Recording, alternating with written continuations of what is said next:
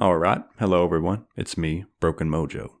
Today we're going to go behind the scenes. I'm going to draw back the curtain and reveal a little bit of my secret sweatshop magic. We're going to be looking at I guess you could say it's my favorite scene from the Elden Ring animation. It's my favorite from a technical standpoint. Oh hey, look, I think I can animate so good, suck my dick. And we're going to, break down my process on how I created this. So, pull up the flooring, show off my sweet child skeleton collection. That's a terrible metaphor, but it's one I made, and I'm going to stick to it. First off, pause everything, pause it. I normally do these behind-the-scenes videos for the $10 tier on my Patreon. Well, not normally, because I think there's been, for the entirety I've had the Patreon, there's maybe been at most one person in that tier, which, it's $10 a month. That's nothing to sneeze at. And I think I actually have two people in that tier right now, so awesome. Thanks for that, guys. So you can consider the entirety of this video sort of going to be a ad for the Patreon.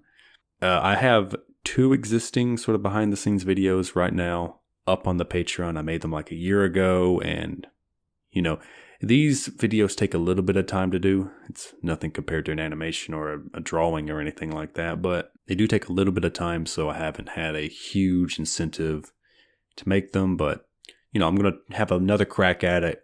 I'm going to put some effort and time into this to see if it pans out. And additionally, most importantly, I'm also trying Utreon now. For those who don't know what that is, it is, simply put, it's a combination of YouTube and Patreon. I'll explain it more at the end of the video, but you can just consider it to be another way to support my work or support other people's works, if that's something you're interested in. But let's get into it. 30,000 foot view. This is something, if you haven't guessed already. This program I'm using to animate is CSP, Clip Studio Paint. And here it is. Look at him going so fast. He's got incredible dexterity. This is the program I use for all of my animations. But here you can see the layout I use. I have tools, to do, completed, all sorts of things. Tools is just, whatever I need. Here's a centering thing. Here are some things for parallel lines, any symmetrical drawings I need to do. And all these folders and stuff, they correspond over here on the timeline. So you see the tools here, and it goes from here to here. That's how it is on the timeline. If I move my little sort of window of where the playback occurs with these blue things, the center thing, it only appears on that thing. And I'm not going to make this too much of a tutorial on how to use CSP, but if anyone just completely is lost, I feel as though I might at least try to explain it. But we have to do and completed. That seems self-evident. Here, I have the wide shot down here. And that's what we're going to be looking at today.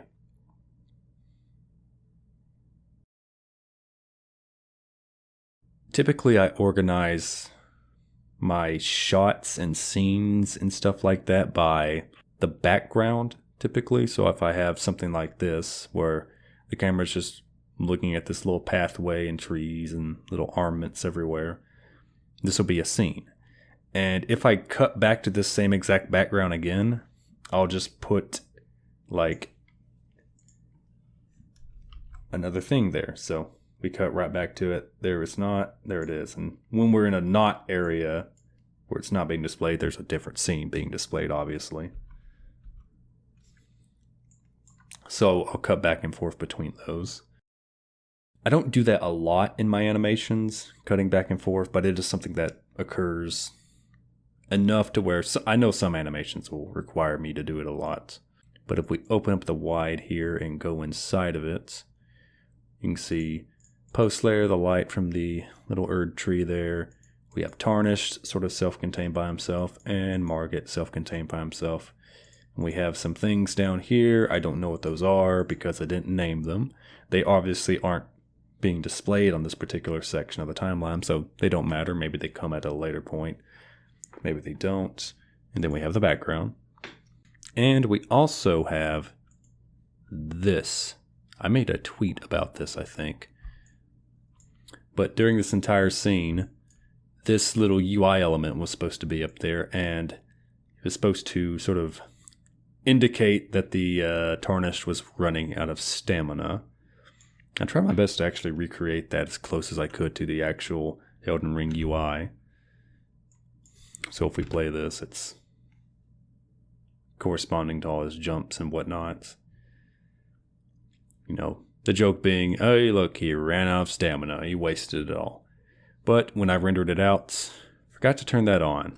And I guess it doesn't matter since I watched my final render like 5 times. I didn't notice it was not there, so I guess the joke wasn't that funny and it wasn't necessary. But it's not like I can go back and re-upload it because YouTube is very weird like that. But if we pick into Margit here, we dig into him, we rip his head off, we can see there's a bunch of layers that aren't indicated anywhere.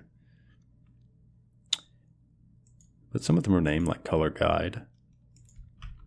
And oh, look at that. That's a rip from some other place, just so I could easily pick out the colors. And we just have the final lines, color work, and it's just him sort of vibrating, or vibing as the kids say. Originally what I wanted to do is, as the Tarnished was doing his wild and crazy rolling, Margit was supposed to be, how can I describe this? He was supposed to be spinning around, tracking the Tarnished as he was rolling. But obviously he would spin around in such a way where it was like, he wasn't like moving his legs. He was just like sort of rotating like free form, just tracking him. But that would have made this shot very much more difficult. So I left it off. Also, it is, I guess, humorous that Tarnished is freaking out while Margit's not freaking out. He's focusing on charging his spirit bomb right there. So I don't know. You could take the joke either way. I chose the one that I thought was funny and was less work. So that's sort of a deal you have to make sometimes if you don't want to just endlessly work on the same project for 3,000 years.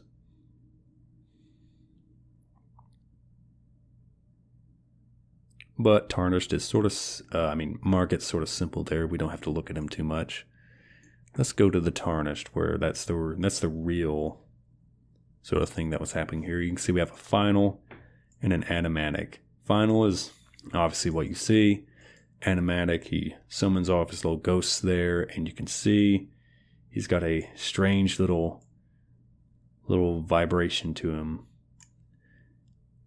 And that is the undersketch. So everyone's seen the final. We all know what's in there. Well, not in the folder, but you know what it looks like. And it's about 56 individual drawings for the entire sequence over 7 seconds? Yeah. Which, it didn't take me too long to do it. Because if we zoom in here, there's not an incredible amount of detail on him.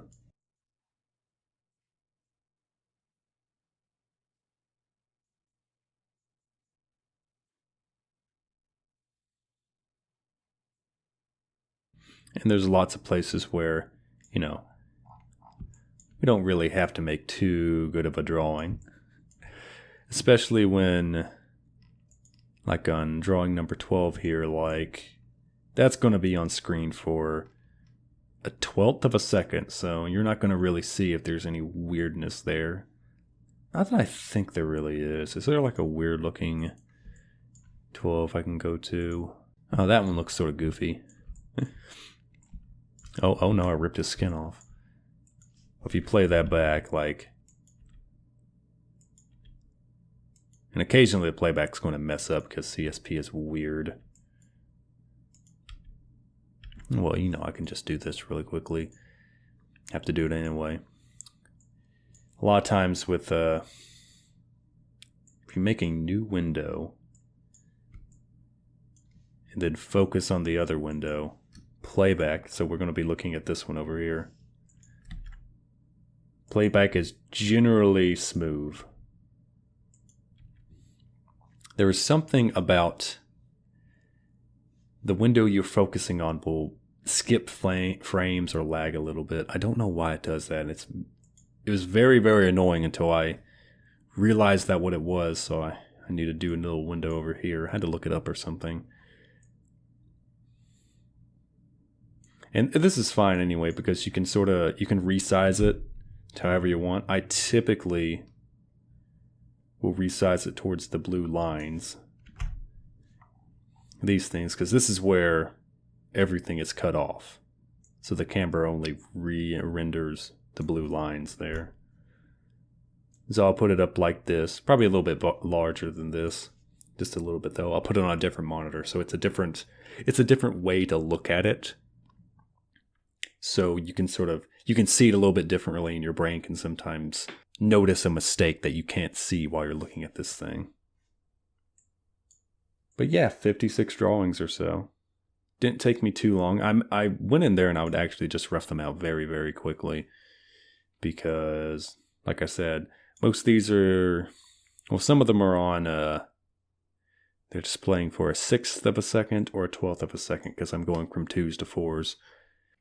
So not a lot of these were too detailed for me. I'm going to go over here on the animatic layer. We have this motion right here. This is the roughing that I did. We'll just play this back.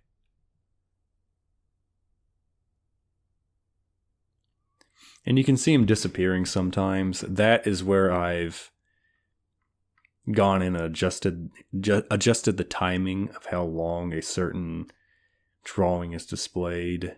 Or I've needed to add a new drawing to convey something.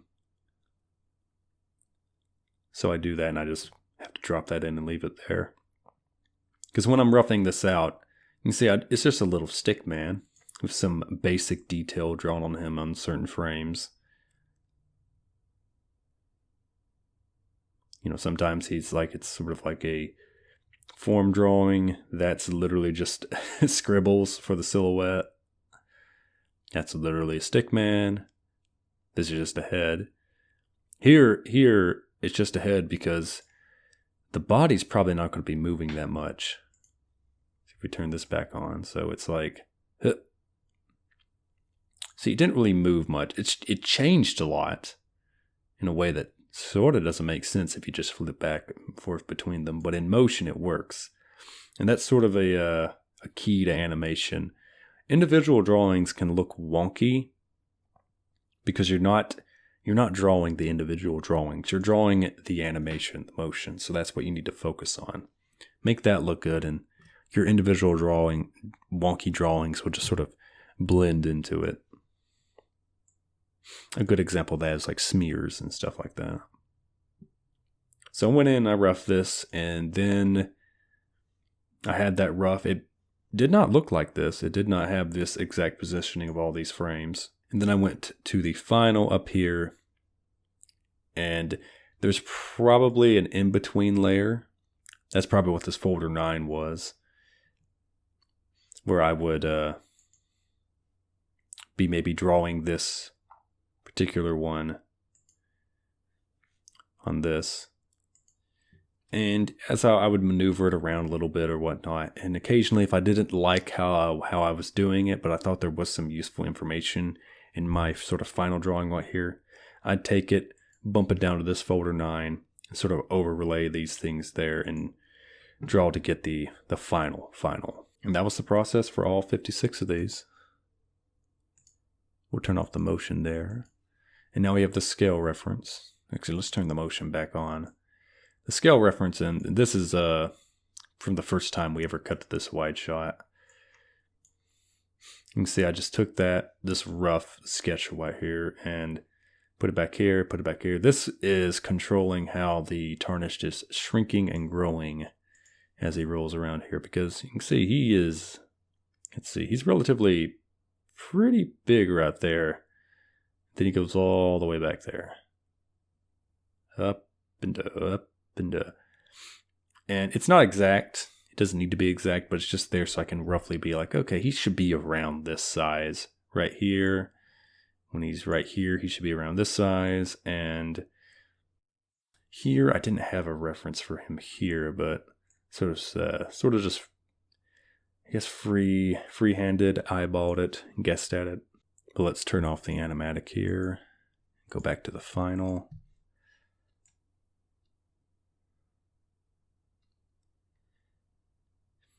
Let's see.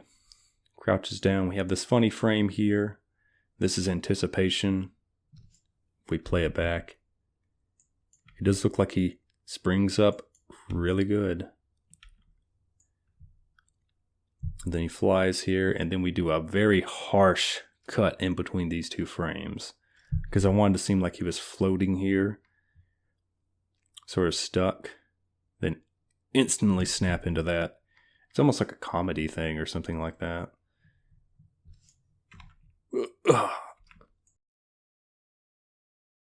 But it also flows. It flows better than I think it should. Then he lands, rolls, props himself up. Then we have, this is important right here. He goes into this sort of crouching down jump pose, and then we have sort of two different drawings for that. And that serves the purpose of sort of showing that he is building up that jump. Building up that jump. It's really getting ready for it. You see we have it multiple places.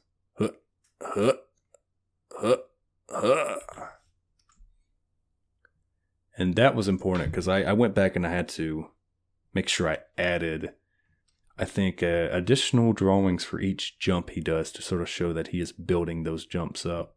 And stuff like his little cape, his little, I don't know what exactly these things are called, but it's a little, like, I guess, tabard skirt or something like that. And his little head thingy, this little doohickey right here. Those things sort of show that there is continuing following motion. Those give it a little bit of a flow. It's like right here, it's like, whoa. If you trace out the sort of arc of motion, it is like semicircular. If we go back to the animatic here, turn the final off, you can see that even the sketch has that. It's really evident there. And again, that's not the drawing. That's the motion you're animating. And the drawing has to be very subservient to that to show that you're doing motion there. But yeah, this took about maybe 2 or 3 days to do. And normally something like this should take a lot longer. If anyone remembers the segment of the last Pokemon animation with the Hitmonlee, where he's doing all of his fancy moves, that was all strictly on 2s. Except for, it was mostly on 2s. There were some 4s in there. But that took an entire week to do. Mainly because he was like fully centered in the screen and there wasn't a lot of cheating I could do there. Unlike here where I can just sort of like draw a wonky frame. Like this to this is just like, that looks weird. But in motion, yeah, let's bring this back. Select the other ones, make sure it plays right.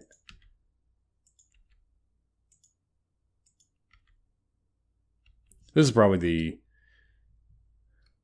one motion that sort of doesn't make sense. And I probably considered changing this for a while, but then I was like, well, whatever, I'm too far into it. That's just how it's going to look like. Here he does this little spin up. Lands. Spin. Jump. Crouch. Spin jump. And sticks the landing. 10 out of 10. Originally here I wanted like a Super Mario triple jump, but there just wasn't enough room actually. But yeah, this is how I animated this part. it was probably very useful for me that at this point I had drawn the Tarnished probably a few hundred times, so I really knew his design, so I could go through these individual final drawings pretty fast. Normally, I probably would have this down here. I would have this motion layer, and then I would have probably another layer where I drew roughs of all the finals on top of that. But I sort of just went to the finals, and if I needed a rough, I just did it, and they're probably all deleted now, unfortunately. But I think it is a neat little section of the animation. It is definitely has that show-off energy to it, which I think is fine. I do like animating things very well when I can. Occasionally, I try to do it, it doesn't work, and it's like, well, I can go back and change it, or I can sort of force it through, but this came out particularly well. Some stars aligned, and, you know, this is something I'm pretty proud of. Everyone please applaud for me. You don't have to do that. You don't have to sit in your room and clap your hands together. You'll probably wake someone up. Yeah.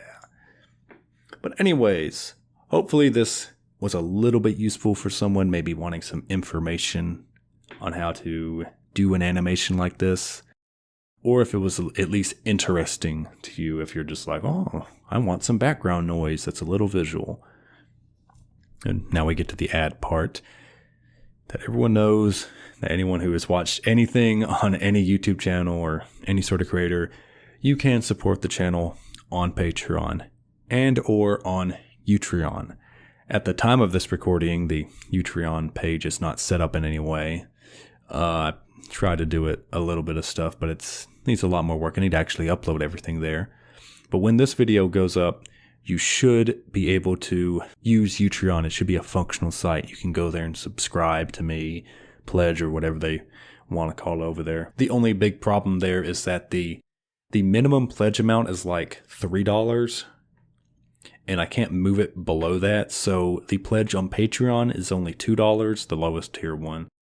So if you're wanting to pledge to something, but you only want to toss me as few bucks as possible, as few pennies as you can muster, you probably want to go over to Patreon instead of Utreon. The other two tiers on Utreon work completely fine. And all the tiers are comparable. The $2/$3 tiers are just like, that's just general support. Maybe I'll make like a exclusive post for those, but typically, like, those are just, if you just want to toss me a tip, you know, $24 a year versus $36 a year. The second tier is the $5 tier. Those are both the same on both websites. That gets you access to posts like my storyboards, my animatics to my animations. Like, I'm eventually going to go back to this Elden Ring one, and I'm going to render out all like the rough stuff like this, just to, you know, show the comparison. I'll put the final animation in the corner down here for comparison. You know, just interesting stuff like that. Any sort of production material I make, like for the last drawing video I did, I put my rough sketches of Horahu there. And then the $10 tiers for videos like this that I'm going to make a note to make more of. And hopefully that gets some traction. If it doesn't, well, you know, I'll probably make another public video like this to sort of say, hey, you know, there's some stuff over there that looks interesting. You may want to look at it. If you don't find it interesting, then, well, you know, that's fair. The appealing thing about Utreon is that I can upload all that stuff to Utreon, all this like behind the scenes production material stuff. I can upload it to their site, and just they'll host all those videos and stuff like that. On Patreon, I have to link back to my YouTube, and that link has to be unlisted because it is sort of exclusive content that I'm saying, hey, people who are in these tiers get the benefit, the reward of watching this exclusive stuff, you know, what they paid for, whatnot. Which is weird because I always thought Patreon would just have its own native hosting of video, but it doesn't. So you have to do those unlisted links. On Utreon, it's just, I can make a little thing that says, here's an exclusive post. You know, here's the animatic for Elden Ring. Here's a behind the scenes video on something else. And it's like, it's just there, and, you know, people can see it, and they're like, well, I'm not interested in supporting, I just like his animations and stuff like that. And people are like, oh, I want to see that, you know, and I support the channel and stuff like that, or I support the creator. And, you know, you get to do that, and it's all on one site. So that's useful. On the other hand, Utreon is very small, like most other like video hosting websites. It's pretty small. I like what they're doing. I like what I see. I haven't delved too deeply into the site. From my research, I think the site is being mainly used by gun tubers and other things. I heard of Utreon from Ian over at Forgotten Weapons.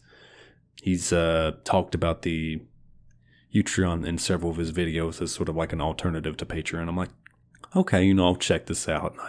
I like the idea, so I'm going to give it a try, see how it pans out. For now, it's just going to be sort of a backup alternative, YouTube and Patreon. I don't see like me being like kicked off those websites for any reason. I've never had any problems with monetization actually. But then again, I'm not like the biggest animation YouTuber ever. I'm not even really ranked, you could say, or something like that. But if I do sort of cross a threshold, I think if anyone crosses this threshold, you start to get more of YouTube's eyes on you, and I think they sort of do some stricter standards on you. So I wouldn't be surprised at that point when like maybe you cross 100K or 200K, get verified or whatever, that they start to sort of hold you to a higher standard. And again, I don't really do anything I think would be too like risque, would get like the channel like kicked off or anything like that. But occasionally I think I do stuff where I'm like, I don't know if this will be monetized, and I don't want that to really control my content because I just want to do whatever the hell I want to, like any creator. And if YouTube is going to start to really say, well, you can't do this, you can't do this, you can't do this, that's going to be annoying for me. So I would like to have an alternative site that sort of has less strict standards for now. As any site grows, they get more eyes from other people onto them, so everyone has to sort of act weird and stuff like that. And another good thing about Utreon is, as I was looking through the site, I didn't see a lot of like overt political content. Because other websites like BitChute and Rumble, I looked at those. The front page of BitChute looks like it reads like a tabloid, like a right-wing tabloid or something, to almost to the point of being satirical, like the whole thing's a joke. So, I'm, you know, regardless of my opinions or anyone's opinions on that, I don't want to use a website that seems to be generally focused on political content. And that's the problem with a lot of the other video hosting websites that have sprung up in the last couple years. They all seem to be incredibly focused on political content, which I'm not interested in. So, Utreon for now doesn't have that. Again, it seems to be mostly gun tubers and stuff like that, because guns are another hot button issue, and I can see YouTube and Patreon getting a little weird over those. So gun tubers are obviously going to want to go to a website that makes a little bit more sense for them to use. Is it going to be as restrictive as other websites?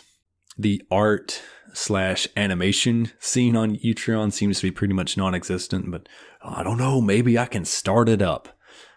Probably not. But again, the site seems to be functional to me. It has some features I like. It seems to be okay. I'm going to give it a chance. I don't really expect it to go anywhere in the next couple years, but there's a chance that after a little bit, it'll become more of a used site, and, you know, I can be one of the first animation persons on there. So, whatever. If you choose to use the site, it's there. If you choose to use Patreon, it's there. You know, I'm just looking to put bread on the table. That's all I'm trying to do. So, hopefully, this video had some interesting stuff for you to like use if you want to condemn yourself to being an animator. I wouldn't, but if you're interested in animation, maybe you got something out of this, you know, and there wasn't too much ad in there for you. But I guess until next time, guys, I'll see you then.